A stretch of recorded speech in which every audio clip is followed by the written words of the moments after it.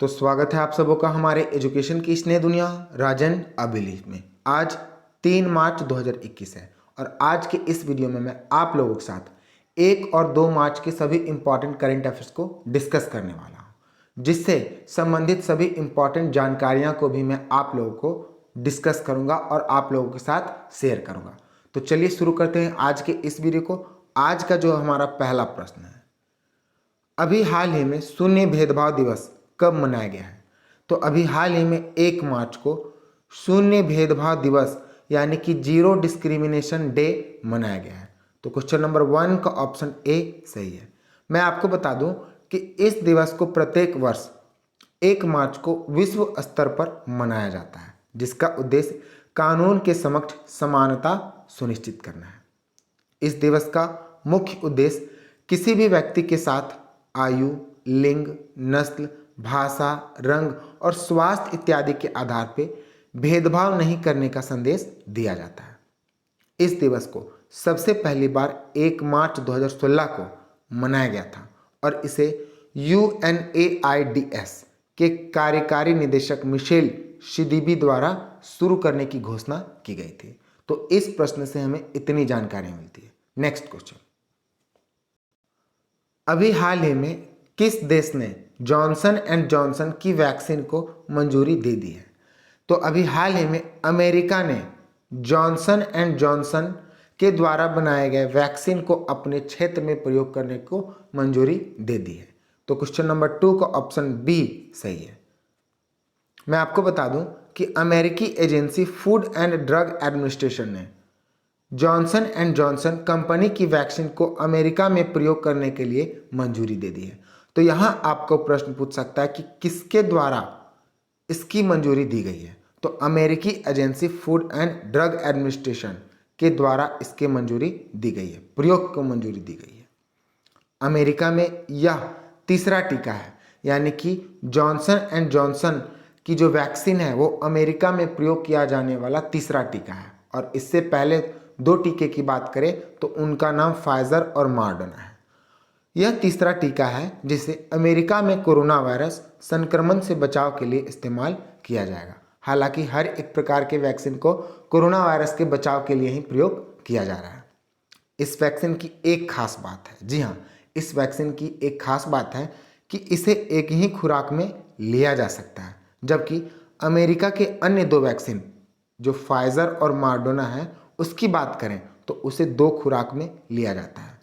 इसे एक खुराक में लिया जा सकता है, जबकि इन दोनों की बात करें तो उसे 2 सप्ताह में 2 बार लिया जाता है। चलिए अब अमेरिका की बात है, तो अमेरिका से जुड़ी एक और इम्पॉर्टेंट पॉइंट्स हैं जो कि हमारे एग्जाम के लिए इम्पॉर्टेंट हो सकता है, तो उसे भी मैं आपको बताता हूँ।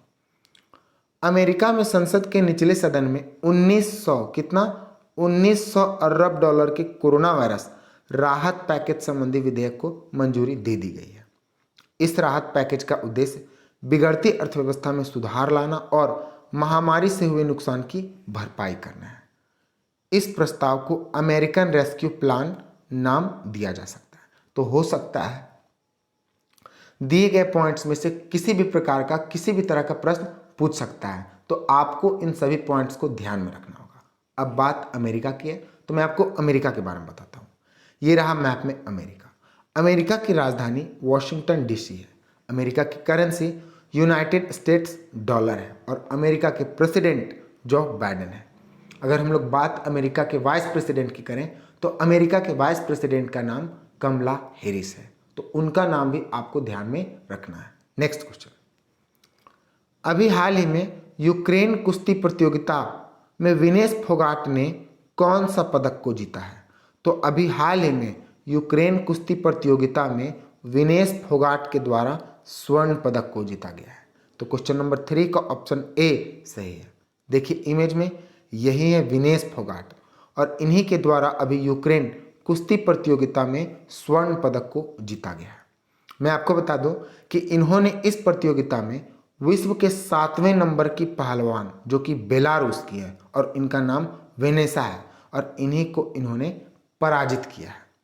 विनेश फोगाट टोक्यो में होने वाली खेल में क्वालिफाई करने वाली पहली और एकमात्र महिला पहलवान है। तो यहाँ से भी आपको प्रश्न पूछ सकता है। विनेश फोगाट लगातार 2 एशियाड पदक में जीतने वाली पहली महिला पहलवान बनी है। जी हाँ, इन्होंने वर्ष 2014 में हुए एशियाई खेल और उसके साथ साथ वर्ष 2018 में हुए एशियाई खेल में पदक को जीता था और ऐसा करने वाली एकमात्र महिला पहलवान बनी है। कौन? विनेश फोगाट। तो इनका नाम आपको याद रखना है। नेक्स्ट क्वेश्चन, अभी हाल ही में किस स्थान पर प्रधानमंत्री जन औषधि केंद्र को खोला गया है? तो अभी हाल ही में जम्मू कश्मीर के कारगिल में प्रधानमंत्री जन औषधि केंद्र को खोला गया है। तो क्वेश्चन नंबर 4 का ऑप्शन सी सही है। अब मैं आपको बताता हूं कि इस जन औषधि केंद्र का उद्घाटन प्रधानमंत्री नरेंद्र मोदी ने जन औषधि दिवस 2021 के अवसर पर कारगिल में किया है। अगर हम लोग बात जन औषधि केंद्र की करें तो उसकी वर्तमान में हमारे देश भारत में अभी संख्या 7,000 है, लेकिन हमारी भारत सरकार का यह प्लान है और योजना है कि इसकी संख्या को 7,000 से बढ़ाकर 10,500 करना है। तो हो सकता है इसकी जनसंख्या और इसकी नंबर ऑफ सेंटर्स को बढ़ाया जा सकता है। तो इसे आपको ध्यान में रखना है। जब जब इसकी संख्या को स्थापना की जाएगी और बढ़ाई जाएगी तो उससे संबंधित जानकारियां मैं आपको देता रहूंगा। नेक्स्ट क्वेश्चन, अभी हाल ही में आयोजित की जाने वाली hero Indian women football tournament की मेजबानी किस राज्य के द्वारा की जाएगी? तो अभी हाल ही में आयोजित hero Indian women football tournament की मेजबानी हमारे देश भारत के उड़ीसा राज्य के द्वारा की जाएगी। तो क्वेश्चन नंबर 5 का ऑप्शन सी सही है। यहाँ मैं आपको बता दूं कि अभी हाल ही में अखिल भारतीय फुटबॉल महासंघ ने, जिसकी स्थापना 1937 में हुआ था, और इस फुटबॉल महासंघ ने घोषणा किया कि वर्ष 2020-21 में आयोजित होने वाले हीरो इंडियन वुमेन्स लीग की मेजबानी उड़ीसा राज्य के द्वारा की जाएगी। अब बात फुटबॉल की है तो भारत में जो है आने वाले कुछ वर्षों में कुछ इंटरनेशनल फुटबॉल मैचेस की मेजबानी की जाएगी। तो कौन कौन सा है वो मैं आपको बताता हूँ। भारत वर्ष 2022 में AFC महिला एशिया कप की मेजबानी करेगा और उसके साथ साथ फीफा अंडर 17 महिला विश्व कप 2022 की मेजबानी करेगा। तो ये जो इम्पॉर्टेंट पॉइंट है वो बहुत ही ज़्यादा इम्पॉर्टेंट है। तो हो सकता है यहाँ से आपको प्रश्न पूछ दे, तो इसे आपको ध्यान में रखना है। किसकी मेजबानी करेगा? AFC महिला एशिया कप और दूसरा अंडर 17 महिला एशिया कप। तो दोनों के नामों को आपको याद रखना है। नेक्स्ट क्वेश्चन को बताने से पहले मैं आपको उड़ीसा के बारे में बताता हूँ। ये रहा भारत के मैप में उड़ीसा। उड़ीसा की राजधानी भुवनेश्वर, उड़ीसा के मुख्यमंत्री नवीन पटनायक, उड़ीसा के गवर्नर गणेशी लाल, उड़ीसा की विधानसभा में 147 सीटें हैं, लोकसभा में 21 सीटें हैं और उड़ीसा के राज्यसभा में 10 सीटें हैं। उड़ीसा का राजकीय पशु सांबर डियर है। उड़ीसा का राजकीय पक्षी इंडियन रोलर है। उड़ीसा का राजकीय पुष्प अशोका का है और उड़ीसा का राजकीय वृक्ष इंडियन फिग ट्री है। तो इसे आपको ध्यान में रखना है। नेक्स्ट क्वेश्चन, अभी हाल ही में भारत किस देश को चावल और क्लैरोक्विन होगा यहाँ, तो क्लैरोक्विन भेजने का निर्णय लिया है। तो अभी हाल ही में भारत मेडागास्कर को चावल और क्लैरोक्विन भेजने का निर्णय लिया है। तो क्वेश्चन नंबर 6 का ऑप्शन ए सही है। मैं आपको बता दूं कि अभी मेडागास्कर में एक भीषण सूखे पड़ा है, ठीक है, और उस समस्या के निदान के लिए भारत के द्वारा 1000 टन चावल और क्लैरोक्विन मेडागास्कर को भेजा जा रहा है, ठीक है। और इन सभी खाद्य पदार्थों को INS जलाश्व पर लाद कर 3 मार्च को यानी कि आज ही के दिन यहाँ से रवाना किया जाएगा और उसे मेडागास्कर 24 मार्च तक पहुँचा दिया जाएगा। इससे पहले भी भारत ने जो है वो मेडागास्कर को कई बार मदद की है, बल्कि भारत ने केवल मेडागास्कर को ही नहीं बल्कि कई ऐसे देश को मदद किया है जो जब संकट में पड़ता है, जैसे मॉरिशस, मालदीव। ये सब सामान्य नाम है जिसको आए दिन भारत के द्वारा मदद की जाती है, चाहे वो किसी भी प्रकार का मदद हो, आर्थिक हो या सामाजिक हो, ठीक है। चलिए अगला प्रश्न, अभी हाल ही में किसके द्वारा सुगम्य भारत ऐप को लॉन्च किया गया है? तो अभी हाल ही में थावरचंद गहलोत के द्वारा सुगम्य भारत ऐप को लॉन्च किया गया है? तो क्वेश्चन नंबर 7 का ऑप्शन सी सही है। अब इन्होंने जो है वो मतलब क्या नाम था उनका, थावरचंद गहलोत ने इस ऐप यानी कि सुगम्य भारत ऐप के साथ साथ इन्होंने एक्सेस द फोटो डाइजेक्ट पुस्तक को भी लॉन्च किया है। इस ऐप की मदद से दिव्यांगों के प्रति लोगों को अधिक संवेदनशील बनाना है और उनकी सुविधाओं को बढ़ाना है। यहाँ पे एक इम्पॉर्टेंट प्रश्न आएगा कि इस ऐप को और इस पुस्तक को किसके द्वारा लॉन्च किया गया? तो इस ऐप और पुस्तक को सामाजिक न्याय एवं अधिकारिता मंत्री के दिव्यांगजनक सशक्तिकरण विभाग के द्वारा लॉन्च किया गया है। तो इस पॉइंट को भी आपको ध्यान में रखना है। नेक्स्ट क्वेश्चन, अभी हाल ही में किस देश ने आर्कटिक निगरानी उपग्रह आर्कटिका एम को लॉन्च किया है? तो अभी हाल ही में रूस ने आर्कटिक निगरानी उपग्रह आर्कटिका एम को लॉन्च किया है। तो क्वेश्चन नंबर 8 का ऑप्शन ए सही है। मैं पहले आपको अब रूस के बारे में बताऊंगा, उसके बाद इससे जुड़ी कुछ महत्वपूर्ण तथ्य को बताऊंगा। ये रहा मैप में रूस। इसकी जो राजधानी है वो मॉस्को है।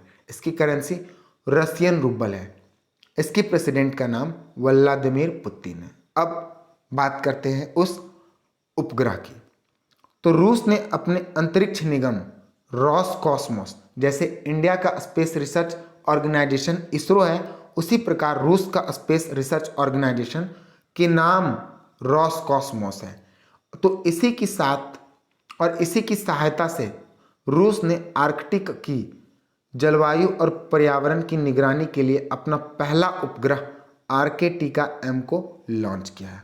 अगर हम लोग बात आर्कटिका एम की करें तो यह एक रिमोट सेंसिंग आपातकालीन संचार उपग्रह है, यानी कि इमरजेंशियल टाइप कम्युनिकेशन सैटेलाइट है, जिसका उपयोग वैज्ञानिक मौसम के पूर्वानुमानों के पता लगाकर आर्कटिक क्षेत्र में जलवायु परिवर्तन का बेहतर अध्ययन करने में सक्षम होंगे।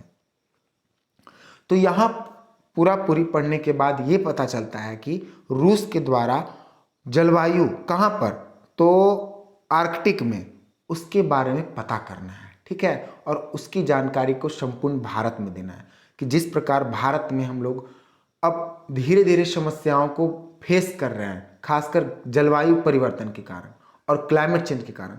तो हो सकता है वहाँ आर्कटिक में भी कुछ कई बदलाव हो रहे हो जो हमारे लिए घातक हो सकता है। तो उसको पता करने के लिए रूस के द्वारा आर्कटिका एम सैटेलाइट को लॉन्च किया है। चलिए आगे देखते हैं। अभी हाल ही में राज्यसभा और लोकसभा टीवी का विलय करके उसका नया नाम क्या रखा गया है? तो अभी हाल ही में अब राज्यसभा और लोकसभा टीवी का विलय कर दिया गया, जिसका नया नाम अब संसद टीवी कर दिया गया। अब इससे क्या है क्या नहीं है वो मैं आपको बताता हूँ। तो इन दोनों को विलय करने का निर्णय लोकसभा के अध्यक्ष और राज्यसभा के सभापति ने संयुक्त रूप से लिया है। इस चैनल के वर्तमान मुख्य कार्यकारी अधिकारी के रूप में रवि कपूर को नियुक्त किया गया। वहीं अगर आगे बात करें तो इस विलय के बाद संसद की कार्यवाही को लाइव प्रसारित किया जाएगा और समाचार और करंट अफेयर्स प्रोग्राम्स को हिंदी और इंग्लिश दोनों भाषाओं में दिखाया जाएगा। तो वाकई में हो सकता है संसद टीवी जो है वो हमारे लिए लाभदायक यानी कि यूजफुल हो। चलिए आगे देखते हैं। अभी हाल ही में किस राज्य में मध्य प्रदेश धार्मिक स्वतंत्रता अधिनियम 2021 पेश किया गया है? तो इसके बारे में तो मैं आपको भली भांति मैं आपको बता चुका हूं और इससे रिलेटेड एक स्पेशल वीडियो को मैंने बता रखा है, ठीक है। तो क्वेश्चन नंबर 9 का जो होगा ऑप्शन बी होगा, यानी कि मध्य प्रदेश में मध्य प्रदेश धार्मिक स्वतंत्रता विधेयक 2021 को पेश किया गया। चलिए आगे देखते हैं। अगर आप इस प्रश्न के बारे में ज़्यादा से ज़्यादा जानकारी को प्राप्त करना चाहते हैं तो आप मेरे वीडियो के प्लेलिस्ट में जाकर देख सकते हैं। मेरे चैनल के प्लेलिस्ट में एक पॉइंट होगा टॉक टू द पॉइंट, तो उसी में मैंने इस वीडियो को डाल दिया, आप वहाँ से इस चीज़ को देख सकते हैं। नेक्स्ट क्वेश्चन, हालांकि वो हमारे एग्जाम्स के लिए बहुत ही ज़्यादा इंपॉर्टेंट है, चाहे वो सिविल सर्विसेज की एग्जाम हो या कॉम्पिटिटिव एग्जामिनेशन हो, ठीक है। चलिए आगे देखते हैं। तो अभी हाल ही में किस राज्य में उदयपुर विज्ञान केंद्र का उद्घाटन किया गया है? तो अभी हाल ही में जो है वो त्रिपुरा में उदयपुर विज्ञान केंद्र का उद्घाटन किया गया है। तो क्वेश्चन नंबर 10 का ऑप्शन ए सही है। अब मैं आपको त्रिपुरा और उदयपुर विज्ञान केंद्र दोनों के बारे में बताऊंगा। इसका उद्घाटन त्रिपुरा के राज्यपाल श्री रमेश बैस के द्वारा किया गया। ठीक है, यह विज्ञान केंद्र 22वां उदयपुर विज्ञान केंद्र है। कहाँ पर? हमारे देश भारत का, ना कि केवल त्रिपुरा का है, जिसे ICSM द्वारा विकसित करके राज्य सरकार को सौंपा गया है। तो इसका जो निर्माण है वो NCSM के द्वारा बनाया गया, लेकिन उसे बनाने के बाद उसने राज्यसभा को इसे सौंप दिया है। इस विज्ञान केंद्र का निर्माण संस्कृति मंत्रालय की विज्ञान संस्कृति को बढ़ावा देने के तहत किया गया है। तो इस प्रश्न से हमें इतनी जानकारी मिलती है। नेक्स्ट क्वेश्चन को बताने से पहले नेक्स्ट क्वेश्चन तो है ही नहीं, यही हमारे वीडियो का लास्ट क्वेश्चन था और लास्ट पॉइंट भी है। देखिए, मैप में त्रिपुरा रहा। ठीक है, इसके जो मुख्यमंत्री हैं उनका नाम बिप्लब कुमार देव है। इनके गवर्नर रमेश बैस है। इसके विधानसभा में 60 सीटें हैं, लोकसभा में 2 सीटें हैं और राज्यसभा में 1 सीट है। त्रिपुरा का जो राजकीय पशु है वो फायरल लीफ मंकी है, यानी कि एक प्रकार की बंदर की प्रजाति इस राज्य की एक राजकीय पशु है। वही पक्षी की बात करें तो इस राज्य का राजकीय पक्षी ग्रीन इंपेरियल पिजन है। आप इमेज में भी देख सकते हैं। वही इस राज्य का राजकीय फूल की बात करें तो इंडियन रोज और राजकीय वृक्ष की बात करें तो अगरवुड है। तो इस प्रश्न से हमें इतनी जानकारी मिलती है और इस वीडियो से भी हमें इतनी जानकारी मिलती है। आपको हर एक पॉइंट को ध्यानपूर्वक समझना होगा। मैं आप लोगों के लिए खूब मेहनत कर रहा हूं, तो आप लोगों को भी अपनी सफलता और अपने लक्ष्य को प्राप्त करने के लिए खूब मेहनत करना होगा। तो तब तक के लिए आपको all the best, good luck.